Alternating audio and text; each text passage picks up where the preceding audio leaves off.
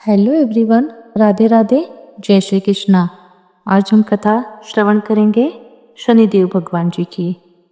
नीलांजन समाभासम रविपुत्रम यमाग्रजम छाया मार्तंड संभुतम तम नमामि शनैश्चरम। शनिदेव, जिन्हें कर्मों का न्यायाधीश कहा गया है, उनके दर्शन मात्र से जीव के समस्त पापों का क्षय होता है। शनिवार का दिन उनके पूजन, व्रत और कथा के लिए विशेष माना गया है। जो भी भक्त इस दिन शनिदेव का ध्यान कर श्रद्धा से उनकी कथा श्रवण करते हैं, उनके सभी ग्रह दोष शांत होते हैं, शत्रुओं पर विजय प्राप्त होती है, दुर्भाग्य सौभाग्य में बदल जाता है और जीवन में स्थिरता तथा समृद्धि का वास होता है। परंतु जो लोग शनिवार की पावन कथा नहीं सुनते, उसका उपहास करते हैं या उसे तुच्छ समझते हैं, उनके जीवन में कष्ट, दरिद्रता, न्यायहीन, दंड और बार बार असफलताएं आती हैं, क्योंकि शनिदेव केवल सच्चे कर्मों को ही स्वीकार करते हैं और सत्य को अनदेखा करने वालों को वह खुद अनदेखा नहीं करते। इसलिए आइए हम मन, वचन और कर्म से शनिदेव भगवान का ध्यान करें और उनकी कृपा में अपने जीवन के अंधकार को दूर करें और श्रद्धा पूर्वक सुने शनिवार व्रत की यह दिव्य कथा। हम सब ध्यान करते हैं उन परम शक्तिशाली शनिश्चर भगवान का, जिनका शरीर नील वर्ण का है, जैसे गहरा आकाश, जो शांत, स्थिर और गंभीर है, जिनके नेत्रों में न्याय की ज्वाला है और जिनका स्वरूप तपस्या से तेजस्वी है, जो अपनी भुजाओं में त्रिशूल, धनुष, गदा और वर मुद्रा धारण करते हैं, जो रथ पर सवार होकर मंद गति से चलने वाले हैं, पर जिनकी दृष्टि अत्यंत तीव्र है, जो देवताओं, दानवों, राजाओं और सामान्य जन सबको उनके कर्म अनुसार फल देने में सक्षम होते हैं। आपके चरणों में है शनिदेव हम सबका बारंबार प्रणाम है। कृपया हमारी आत्मा को पवित्र करें, हमें संयम, धैर्य और विवेक का प्रकाश दें। आप हम सबकी बाधाओं का नाश करें। शनिदेव भगवान की जय। एक बार की बात है कि सभी नवग्रहों में, जिनमें सूर्य, चंद्र, मंगल, बुध, बृहस्पति, शुक्र, शनि, राहु और केतु में विवाद छिड़ गया कि इन सब में सर्वप्रथम बड़ा कौन है। सभी आपस में विवाद करने लगे, लेकिन कोई निर्णय या नहीं निकालने पर देवराज इंद्र के पास वे निर्णय कराने पहुंचे। सभी ग्रहों को अपने सामने उपस्थित देखकर इंद्रदेव घबरा गए। फिर उन्होंने निर्णय करने में अपनी असमर्थता जताई, परंतु उन्होंने यह भी कहा, इस समय पृथ्वी पर राजा विक्रमादित्य का राज्य है, जो कि अति न्यायप्रिय है, वे ही इसका निर्णय कर सकते हैं। तब सभी ग्रह एक साथ राजा विक्रमादित्य के पास पहुंचे और अपना विवाद बताया, साथ ही निर्णय करने के लिए भी कहा। राजा विक्रमादित्य इस समस्या से चिंतित थे, क्योंकि वे जानते थे कि जिस किसी को भी छोटा बताया वही क्रोधित हो उठेगा। तब राजा को एक उपाय सूझा। उन्होंने स्वर्ण, रजत, कांस्य, पीतल, शीशा, रांगा, जस्ता, अभ्रक और लोहे से 9 सिंहासन बनवाए और उन्हें इसी क्रम में रख दिया। फिर उन सबसे निवेदन किया, आप सभी अपने अपने सिंहासन पर स्थान ग्रहण करें। जो भी अंतिम सिंहासन पर बैठेगा वही सबसे छोटा होगा।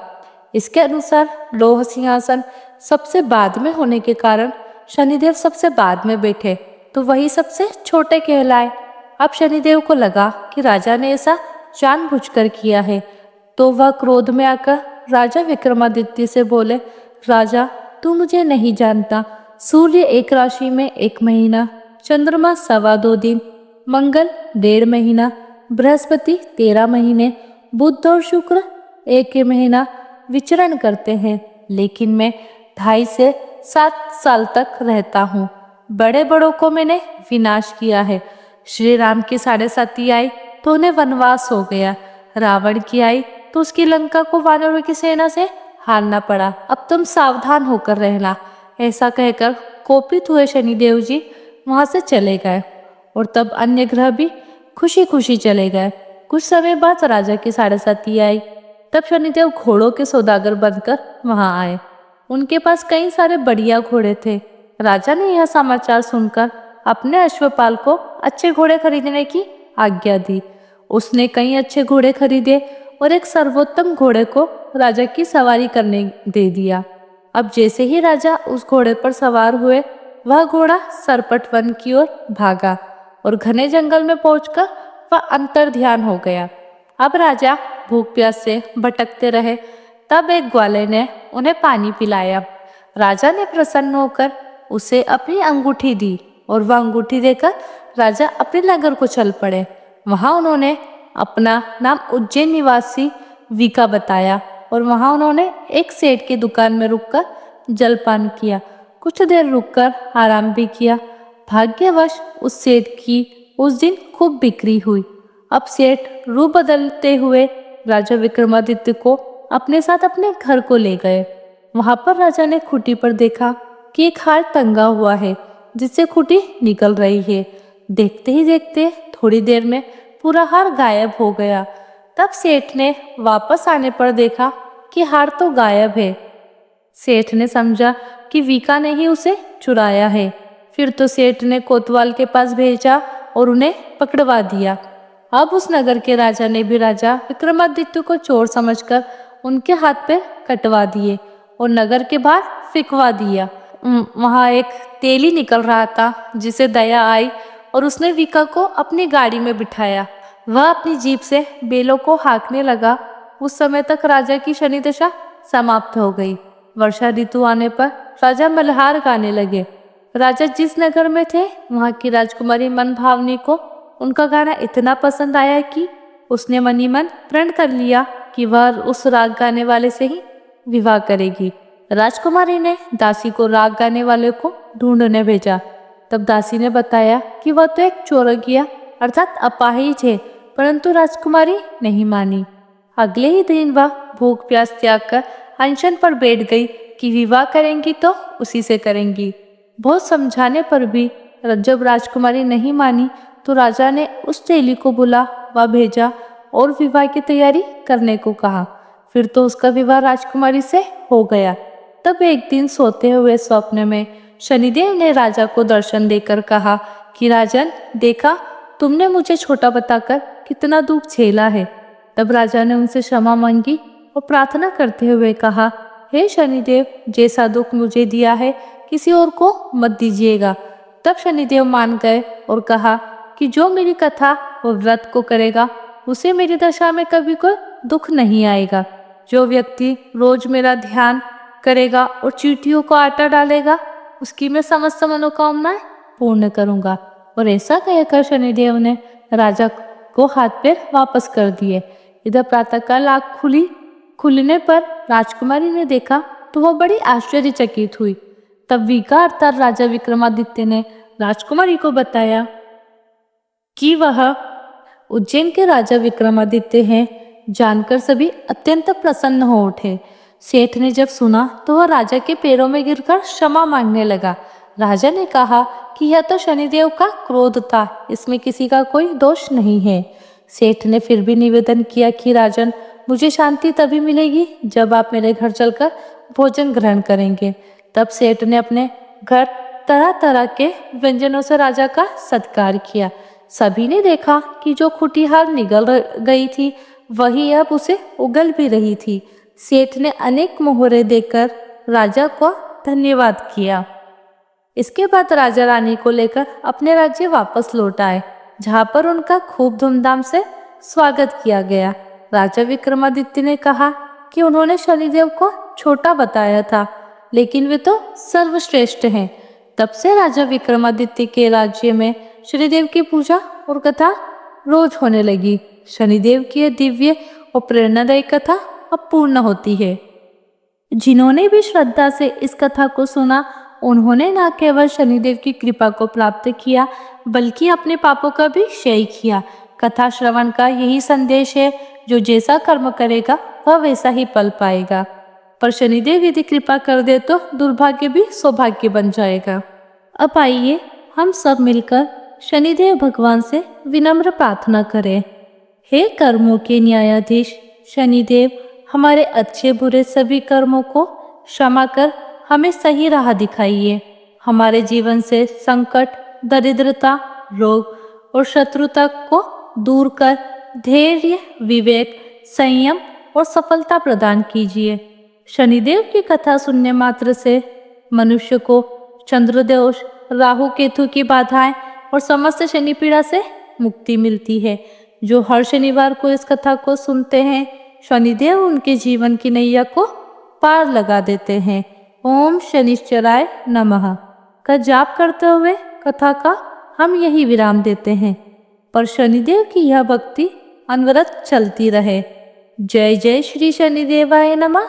ओम शांति शांति शांति। पौराणिक कथा के अनुसार एक गांव में एक बुढ़िया रहती थी। वह खूब व्रत पूजन किया करती।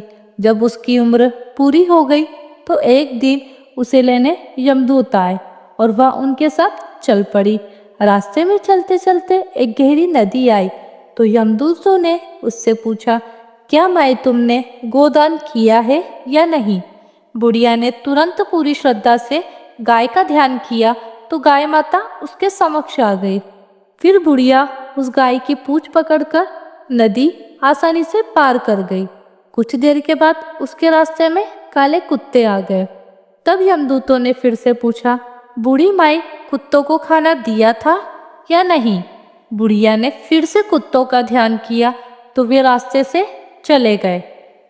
अब की बार बुढ़िया फिर से आगे बढ़ने लगी तब उसके रास्ते में कौवे आ गए और उन्होंने उसके सिर में चोंच मारनी शुरू कर दी।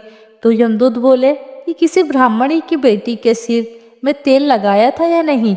बुढ़िया ने फिर ब्राह्मण की बेटी का ध्यान किया तो सारे कौवे वापस चले गए। कुछ आगे बढ़ने पर बूढ़ी माई के पैरों में कांटे चुभने शुरू हो गए। तब यमदूत बोले कि बूढ़ी माई, आपने जीवन काल में कभी खड़ाऊ का दान किया है या नहीं? बुढ़िया ने उनका ध्यान किया तो खड़ाऊ उसके पैरों में आ गई। अब बुढ़िया फिर से यमदूतों के साथ आगे बढ़ी तो वह यमदूत सहित धर्मराज जी के द्वार में उपस्थित हुई। चित्रगुप्त जी ने यमराज जी से कहा कि आप यहाँ से किसे लेकर आए हो? तब यमराज जी बोले कि बुढ़िया ने दान पुण्य तो बहुत किए हैं, लेकिन उन्होंने अपने जीवन काल में धर्मराज जी के लिए कभी कुछ नहीं किया, इसलिए आगे के द्वार इसके लिए बंद है। धर्मराज जी की सारी बातें सुनने के बाद बुढ़िया बोली कि आप मुझे सिर्फ 7 दिनों के लिए धरती पर वापस भेज दीजिए।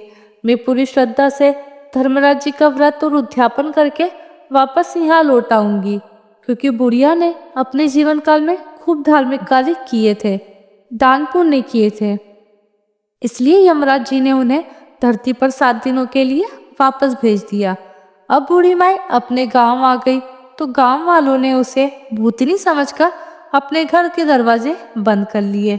जब वह बुढ़िया अपने घर गई तो उसके बहू बेटे ने भी मारे डर के दरवाजे बंद कर लिए। तब बुढ़िया माई ने बाहर से ही कहा, मैं भूतनी नहीं हूँ, तुम लोग डरो मत।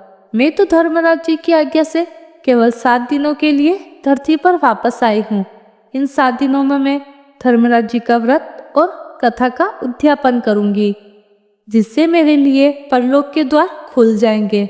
बुढ़िया की बातें सुनकर बेटे बहू उसके लिए पूजा की सामग्री ले आए, लेकिन जब बुढ़िया कहानी कहने लगी तब वह उखाड़ा नहीं भरते, जिससे बुढ़िया ने बाद में अपनी पड़ोसन को वह कहानी सुनाई और उसकी पड़ोसन ने हुकारा भरा। इस तरह से 7 दिन धर्मराज जी की विधि विधान, व्रत पूजा और उद्यापन करने के बाद धर्मराज जी बुढ़िया को लेने के लिए विमान भेजते हैं। स्वर्ग से आए विमान को देखकर बुढ़िया के बहू बेटों के साथ साथ सारे गांव वाले भी स्वर्ग जाने को तैयार हो गए। तब बुढ़िया ने कहा, अरे तुम लोग कहाँ के लिए तैयार हो रहे हो? मेरी कहानी तो सिर्फ मेरी पड़ोसन ने सुनी है, इसीलिए वही मेरे साथ जाएगी। अब तो सारे गांव वाले बुढ़िया से धर्मराज जी की कहानी सुनने का आग्रह करने लगे। तब बुढ़िया ने उन्हें भी वह कहानी सुना दी। कहानी सुनने के बाद गांव के सभी लोग विमान में बैठकर स्वर्ग को चले गए। तो धर्मराज जी ने कहा कि मैंने तो विमान केवल बुढ़िया को लाने के लिए भेजा था। तब बूढ़ी माई ने कहा कि धर्मराज जी, मैंने अपने जीवन में जो भी पुण्य किए हैं उसमें से आधा भाग इन गांव वासियों को देना चाहती हूँ। इस तरह धर्मराज जी ने गांव वालों को भी स्वर्ग में जाने दिया। हे धर्मराज जी महाराज, जैसे आपने बूढ़ी माई और उसके सभी गांव वालों को स्वर्ग में जगह दी, उसी तरह से हमें भी देना। साथ ही कहानी सुनकर हुकारा बनने वालों को भी और कहानी कहने और सुनने वालों को भी परलोक में जगह देना। सब मिलकर प्रेम से बोलिए, धर्मराज भगवान जी की जय, यमराज धर्म महाराज जी की जय। श्री शनि चालीसा दोहा। जय गणेश गिरिजा सुवन, मंगल करण कृपाल, दीनन के दुख दूर करी, कीजे नाथ निहाल। जय जय श्री शनि देव प्रभु, सुनहु विनय महाराज, करहु कृपा हे रवि तनय, राखु जन की लाज। चौपाई। जयति जयति शनिदेव दयाला, करत सदा भक्तन प्रतिपाला। चारी भुज तनु श्याम विराजे, माथे रतन मुकुट छवि छाजे। परम विशाल मनोहर भाला, टेढ़ी दृष्टि भ्रकुटी विकराला। कुंडल श्रवण चमाचम चमके, हिये माल मुक्तन मणि दमके। कर में गदा त्रिशूल कुठारा, पाली चन करे आरी सनहारा। पिंगल काले छवि अति भारी, चाल मंद गति देखत भयकारी। सूर्य पुत्र रवि तनय कहावे, छाया पुत्र शनि नाम सुहावे। पाप दृष्टि जब शनि दिखावे, तन मन धन सब नष्ट करावे। परम कृपाल भक्तन हितकारी, विपत मोचन दुखहारी। विनय करे जो जन तुम्हारी, तिन पर कृपा करहु सुखकारी।